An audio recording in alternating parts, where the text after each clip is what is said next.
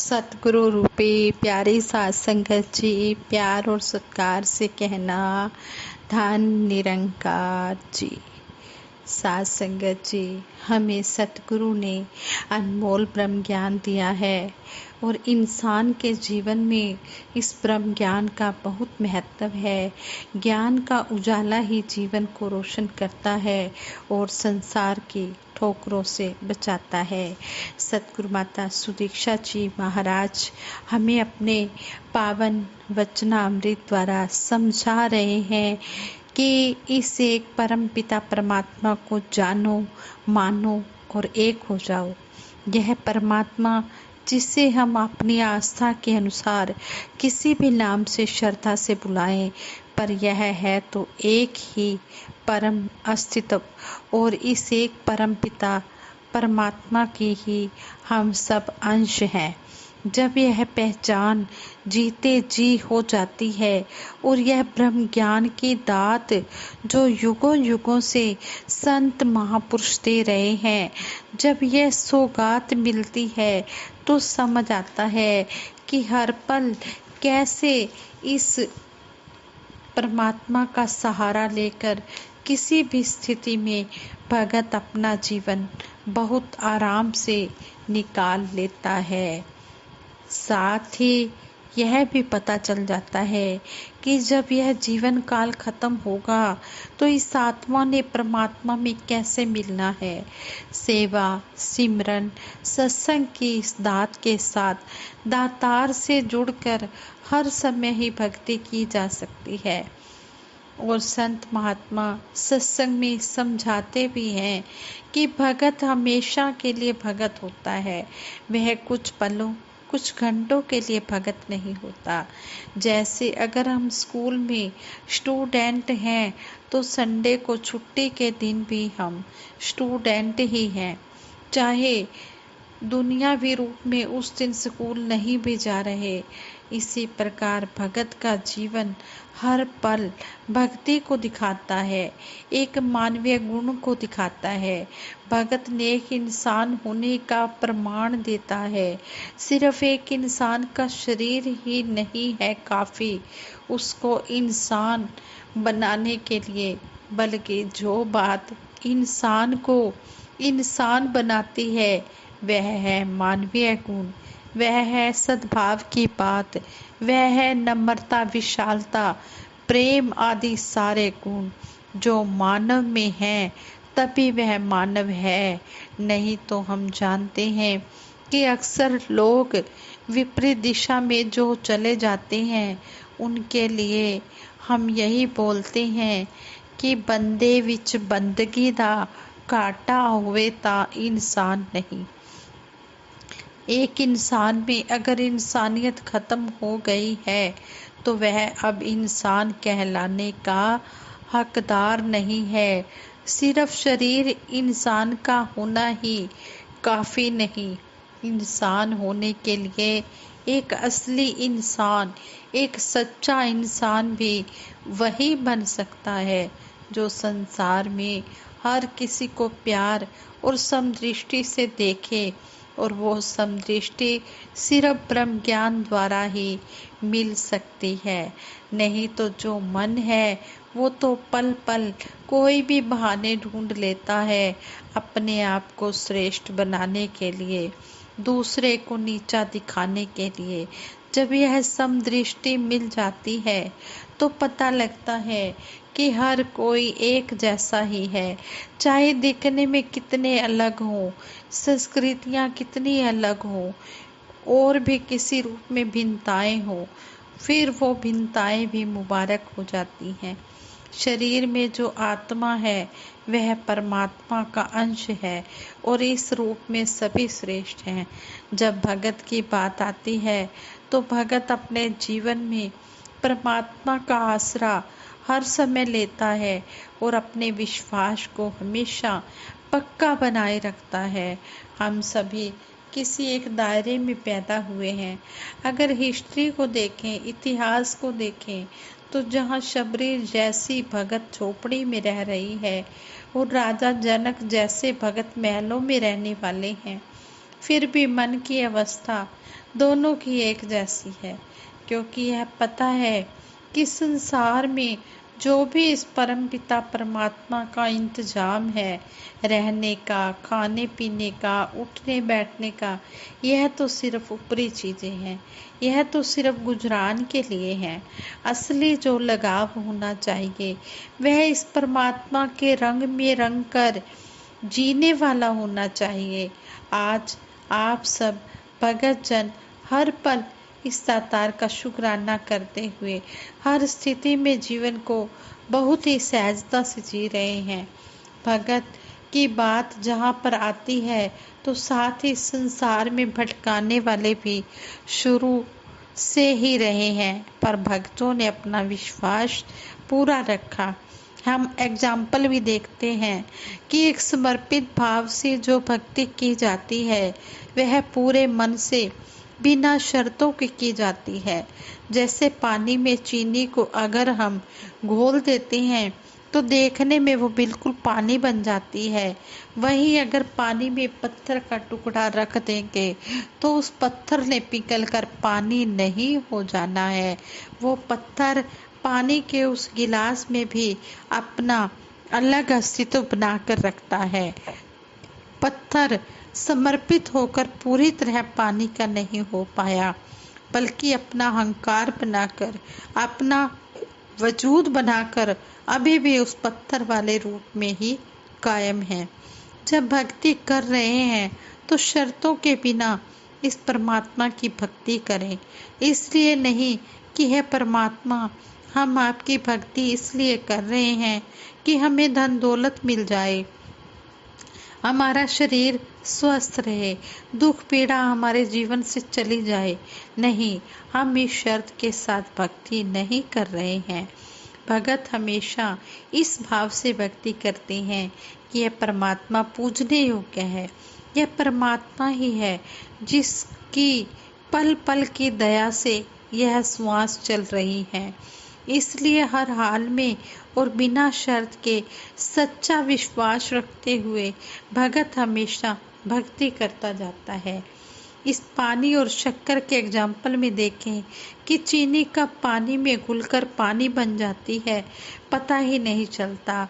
हम सुनते हैं कि ब्रह्म ज्ञानी आप निरंकार, कि जो इस परमात्मा को रूबरू आमने सामने देख लेता है फिर कोई फर्क नहीं रह जाता परमात्मा और उस इंसान में। जीवन में एक मनुष्य ही है जो शैतान की भी अवस्था बना लेता है, इंसान की भी अवस्था बना लेता है और यह फरिश्ता भी बन जाता है।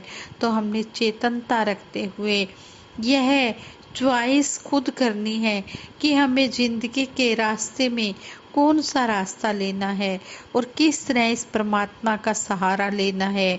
अक्सर यह भी एग्जाम्पल देखा गया है कि घरों में एक्वेरियम, जो एक कांच का बर्तन सा बना होता है, और मछली उस बर्तन के छोटे से दायरे में गोल गोल घूमती रहती है। फिर चाहे उस मछली को बर्तन से आज़ाद करके विशाल समुंदर में भी क्यों ना डाल दें, लेकिन वो अपने छोटे से दायरे में ही घूमती है, क्योंकि शुरू से उसकी ऐसी आदत बन गई है। वो छोटा सा बर्तन था जिसमें वो घूमती थी, तो अब विशाल सागर के साथ जुड़कर भी वो तंग दिल ही रह गई है। वो विशाल के साथ जुड़कर विशाल नहीं हुई।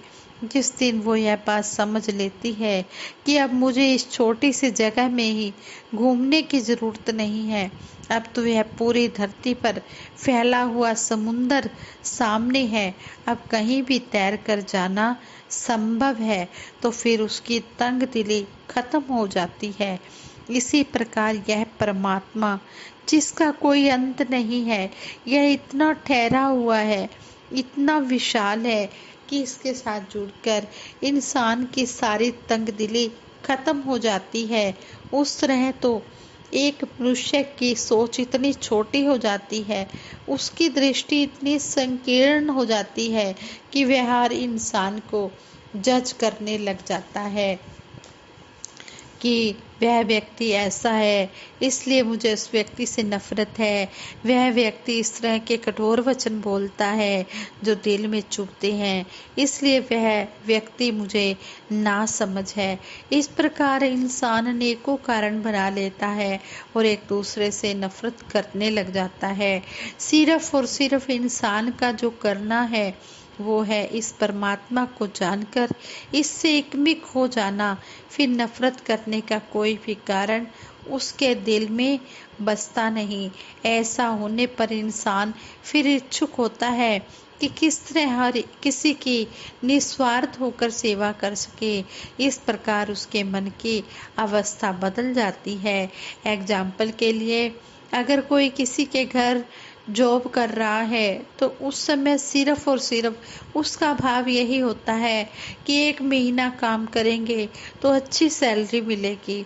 ऐसे व्यक्ति के मन में सिर्फ यही भाव होता है और वह हर समय घड़ी देखता रहता है कि इतने बजे से इतने बजे तक ही काम करना है, जैसे कैसे समय निकालो और सैलरी लेकर घर जाओ। दूसरी ओर जब वह व्यक्ति ब्रह्म ज्ञान ले लेता है तो उसे यह बात समझ में आ जाती है कि किसी के पास भी अगर वह जॉब कर रहा है तो उस जॉब को भी मन से सेवा भाव से ही करना है।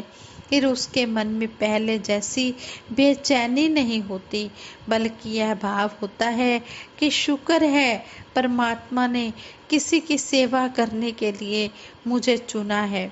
कुछ घंटे, कुछ दिन सेवा करने के लिए हमारी झोली में यह सेवा की दात डाली है।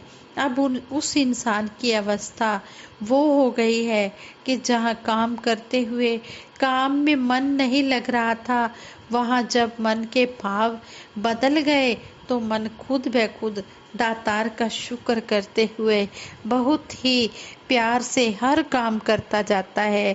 फिर मन में यही बात आती है कि यह इंसान जिसके पास मैं काम कर रहा हूँ इसके अंदर भी परमात्मा ही है। फिर उसके आगे भी मन झुकाव का भाव रखता हुआ सत्वचन करके बहुत प्यार से अपना गुजरान कर लेता है। दातार से यही अरदास करें कि सेवा का भाव मन में है तो हर समय ही हम इस मानवता के लिए अपनी जिंदगी को अर्पित कर सके। मन में सिर्फ देने का भाव होना चाहिए कि किस प्रकार हम एक इंसान के लिए जितना कुछ भी कर सकें वो भी कम है। मानवता की भलाई के लिए संत अपना पूरा जीवन लगा देते हैं। हमेशा इसी के ऊपर कायम रहकर इस परमात्मा पर सब कुछ सौंपकर इसके ऊपर स्थिर रहते हैं। अक्सर देखा गया है कि मन ऐसी चीज़ों से जुड़ता है जो खुद ही स्थिर नहीं है। अगर हम देखें तो कोई भी चीज़ हमेशा एक जैसी नहीं रहती। मौसम को ही देख लें तो रात को तो बारिश थी लेकिन अब इतनी धूप है। तो इन चीज़ों और इस समय ने तो बदलते ही रहना। सिर्फ एक चीज़ है जो हमेशा से एक रस है और आगे संसार के खत्म होने के बाद भी एक रस ही रहेगी, तो यह है निरंकार, यह परमात्मा, यह प्रभु, यह भगवान ही है। जब हम इसका सहारा लेकर इसके ऊपर स्थिर रहेंगे तो कोई भी बात हमारे मन को बेचैन नहीं कर पाएगी।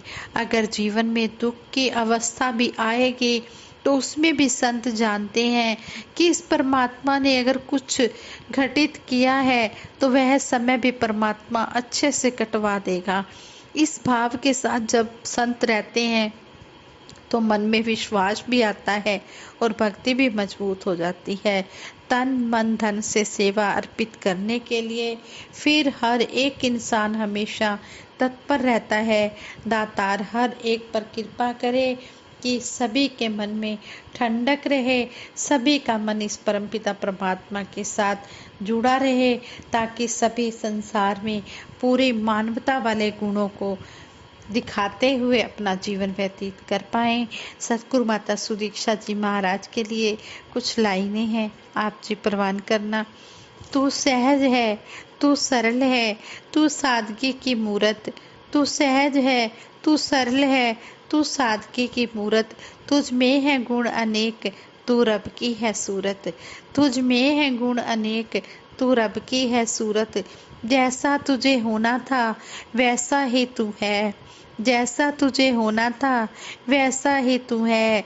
तू सतगुरु है, बस तू सतगुरु है, तू सतगुरु है, बस तू सतगुरु है। साथ संगत जी, दासी से ये विचार करते हुए बहुत सी गलतियां भी हुई होंगी, उन गलतियों के लिए आप जी क्षमा करें और सबके भले की कामना करते हुए इस निरंकार का मन में एहसास करते हुए हम सभी मिलकर सिमरन करेंगे। तू ही निरंकार, मैं तेरी शरण हाँ, मैनू बख्श लो। तू ही निरंकार, मैं तेरी शरण हाँ, मैनू बख्श लो।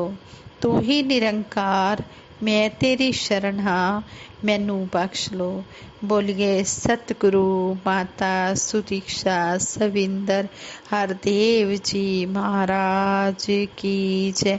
निरंकारी राजमाता गुरु बचन अवतार की जय।